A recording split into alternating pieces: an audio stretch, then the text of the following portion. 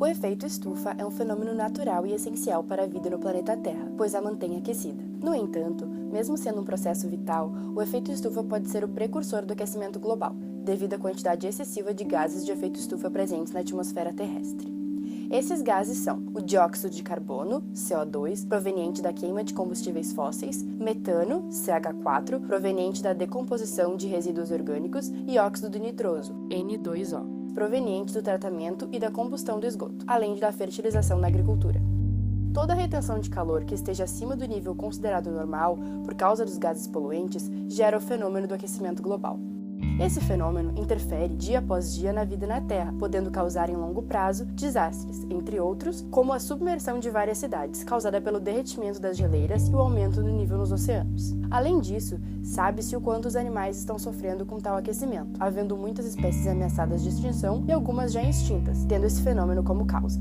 A inércia dos governantes em relação à mudança climática pode fazer com que as temperaturas médias do planeta subam 4,3 graus até 2100 e, em consequência, extingam 16% das espécies de animais e vegetais. Vamos conhecer agora algumas espécies de animais e ouvir o que elas têm para nos contar sobre tudo isso. Estrela do mar, Cossinasterias tenuispina. Sou uma estrela do mar onívora e predadora no topo da cadeia alimentar e, por isso, tenho muita importância ecológica. Vivo em fundos do mar, normalmente em superfícies duras e rochosas. Minha espécie está ameaçada de extinção, infelizmente, por conta da degradação de nosso habitat e pela poluição. Além disso, também estamos tendo uns probleminhas com algo que quero chamar a sua atenção: a acidificação dos oceanos por conta do efeito estufa. Eu não preciso nem dizer a que essa acidificação está ligada, não é mesmo? Desde o início da era industrial, a acidez das águas do planeta aumentou 30%. Pica americano, Ocotona princeps. Sou um pequeno mamífero herbívoro, semelhante a um hamster. Vivo pelas montanhas do oeste dos Estados Unidos. Em temperaturas superiores a 30 graus, posso sofrer de sobreaquecimento. Com o aquecimento global, a temperatura média da Terra vem crescendo constantemente, fazendo com que procuremos altitudes cada vez mais elevadas. Ainda devido à subida das temperaturas, encontramos dificuldades em descer as montanhas à procura de alimento, pois os vales são quentes demais. E isso dificulta ainda mais a nossa existência. Urso polar, Ursus marítimos. Sou um grande mamífero carnívoro. Habito as terras geladas do Ártico e meu corpo é preparado para isso. Possuo 2 camadas espessas de pele e uma cama de gordura que fazem o isolamento térmico do meu corpo, para aguentar temperaturas muito baixas. Isso não me permite sobreviver a altas temperaturas, pois meu metabolismo não se adapta. Com o derretimento das geleiras, grave consequência do aquecimento global, a minha alimentação foi dificultada. Necessito da porção congelada do mar para alcançar as focas, minha principal presa. Devido a tudo isso, muitos da nossa espécie estão apresentando estados de subnutrição. Isso, sobretudo, pela dificuldade de alcançar locais habitados por focas durante os meses que se seguem ao fim do rigoroso inverno do Ártico. Sobre os ursos polares, de acordo com o Serviço Geológico dos Estados Unidos, se as emissões de gases do efeito estufa continuarem no ritmo atual, 2/3 dos ursos polares serão perdidos em meados do século XXI. Borboleta monarca, Danaus plexippus. Há quem diga que existem borboletas muito mais bonitas que nós. No entanto, não há nenhuma que tenha migrações anuais tão longas como as nossas, saindo dos Estados Unidos e indo para o México, tendo uma viagem tão longa para tão curta vida que a geração que parte do norte não é a mesma que volta do sul. Acredita-se que somos originárias da Nova Zelândia e da Austrália, locais onde fomos vistos pela primeira vez em 1870. O que não se sabe ao certo é como fomos parar na América do Norte. Infelizmente, as nossas populações têm diminuído anualmente. Os maiores problemas encontrados estão no México, onde costumamos passar o inverno. Com o aumento da temperatura global, não conseguimos sobreviver e morremos antes mesmo do acasalamento. Procurando sobreviver, somos obrigadas a ir mais ao norte para buscar habitats frios, acabando em lugares onde nunca tínhamos sido vistas. O problema da ida é que não conseguimos retornar para o sul, onde desenvolvemos nossas larvas. Ainda é importante ressaltar que, mesmo com o alerta dos cientistas, não existe uma política específica para a manutenção das borboletas. Estados Unidos, Canadá e México sabem da importância das monarcas, mas quase todos os esforços de proteção são realizados por organizações não governamentais e cientistas, disse George Rickards, organizador da ONG WWF. Os acordos climáticos têm sempre como base a intenção de diminuir os poluentes e melhorar a vida na Terra. Mas será que funcionam? Para conhecer os principais acordos ambientais que já existiram e ainda existem, uma linha do tempo foi montada com as conferências e os respectivos acordos. Vamos lá! Londres, 1965, Conferência de Educação da Universidade de Keele. Um momento relevante da educação ambiental surgiu em razão de uma catástrofe.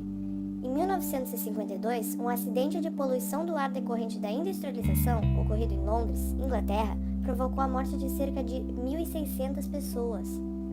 Diante da necessidade de compreender-se esse quadro, em 1965 foi realizada essa conferência.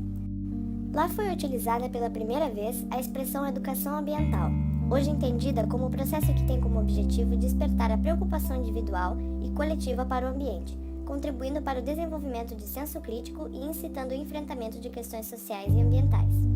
Estocolmo, 1972, Conferência das Nações Unidas sobre o Meio Ambiente Humano e documentos resultantes.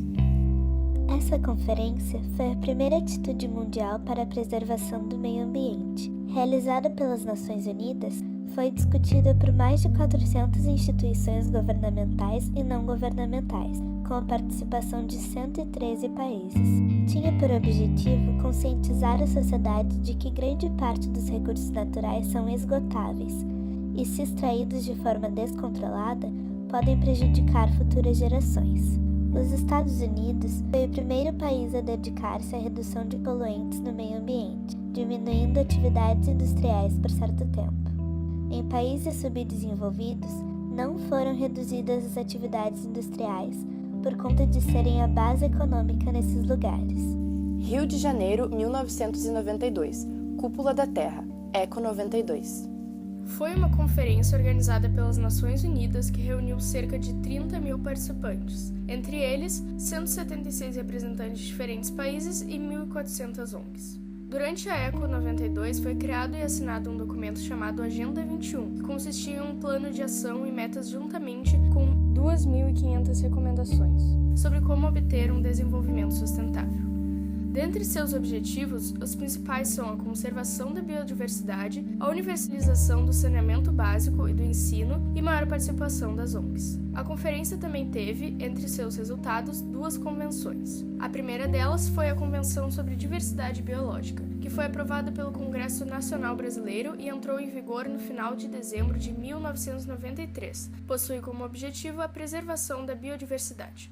A segunda foi a Convenção Quadro das Nações Unidas sobre a Mudança do Clima, que, firmada por quase todos os países do mundo, tem como objetivo a estabilização da concentração de gases do efeito estufa na atmosfera.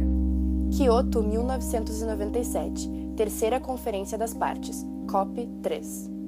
O Protocolo de Kyoto constitui um tratado complementar à Convenção Quadro das Nações Unidas sobre a Mudança do Clima. Definiu metas de redução de emissões para os países desenvolvidos e os que, na época, apresentavam a economia em transição para o capitalismo. O protocolo sugeriu ações comuns: o aumento no uso de fontes de energias limpas, proteção de florestas e outras áreas verdes, otimização de sistemas de energia e transporte visando o consumo racional e a diminuição das emissões de CH4. Em 2015, o tratado completou 10 anos. O acordo fracassou em reduzir as emissões mundiais de gases de estufa, que cresceram 16,2% de 2005 a 2012.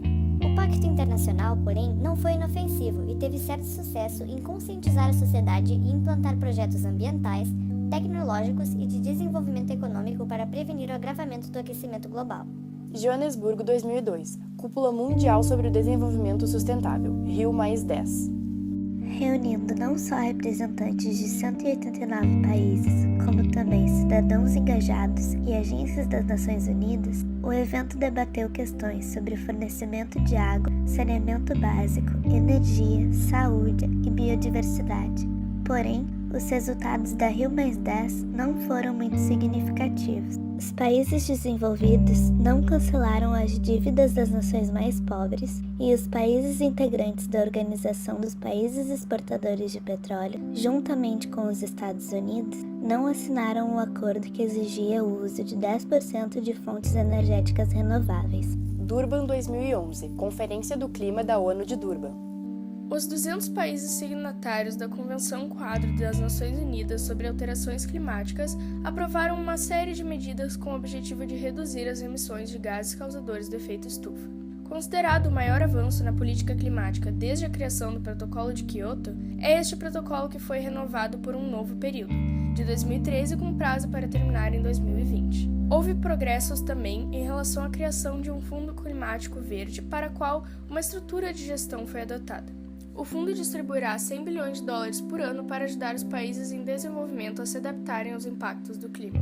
Na concepção de boa parte dos grupos ambientalistas, o resultado em Durban foi muito pior do que o esperado. O Greenpeace também acusou os americanos de terem enfraquecido o resultado do encontro africano. Os países saíram daqui dizendo que foi um grande sucesso, especialmente os Estados Unidos. Mas, para o clima, não foi, acrescentou Samantha Smith, do WWF. Rio de Janeiro 2012, Conferência das Nações Unidas sobre Desenvolvimento Sustentável, Rio+20. Reunindo cerca de 190 representantes de diversos países, tinha como objetivos principais a economia verde, ou seja, o desenvolvimento sustentável e a erradicação da pobreza. No entanto, a conferência foi criticada pela falta de clareza e ao não estabelecimento de metas concretas para a redução da emissão de poluentes. Paris 2015, 21ª Conferência das Partes, COP21. Foi durante a Conferência do Clima de Paris que foi proposto o Acordo de Paris, que tem por objetivo combater os efeitos das mudanças climáticas e reduzir a emissão de gases que provocam o efeito estufa. A conferência ocorreu no dia 30 de novembro de 2015, em Le Bourget, Paris. Dela participaram 195 países e a União Europeia. Uma das metas destes países ao assinarem o contrato é manter o aquecimento global muito abaixo de 2 graus centígrados, buscando ainda esforços para limitar o aumento da temperatura a 1 grau centígrado e meio. Eram necessárias as assinaturas de 55 países ou a representação de países que detenham 55% das emissões globais. Atingindo esse número, o acordo entrou oficialmente em vigor no dia 4 de novembro de 2016. A NASA afirmou que 2016 ficou marcado como o ano mais quente registrado na história. Mesmo assim, o novo presidente dos Estados Unidos, Donald Trump, não acredita nas mudanças climáticas e o aquecimento global. Na verdade, o presidente estaria se preparando para, no futuro, remover os Estados Unidos do Acordo de Paris com uma ordem executiva, disse a VAS, uma network de campanha global que mobiliza milhões de pessoas para agirem em causas internacionais urgentes. China e Estados Unidos ratificaram o Acordo de Paris, dia 3 de setembro de 2016. A ratificação por esses dois maiores poluentes serviu de estímulo para outros países contribuírem. O Brasil, um dos 20 países mais poluidores, ratificou o contrato no dia 12 de setembro de 2016. Com metas ambiciosas para serem cumpridas até 2030.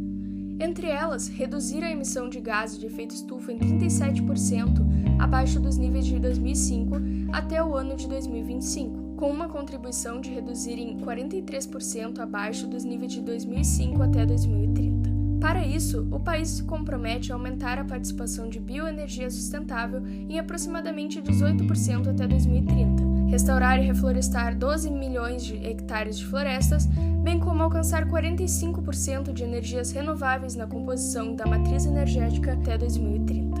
É de extrema importância que o Brasil cumpra o que propôs, apesar de serem compromissos difíceis, assim como todos os mais de 90 países que ratificaram o acordo. O Acordo de Paris é crucial para maiores chances de termos um futuro limpo e seguro. Por conseguinte, mesmo tendo esses acordos presentes em nossa história, problemas globais só podem ser resolvidos com a união de pessoas para a proteção do nosso planeta.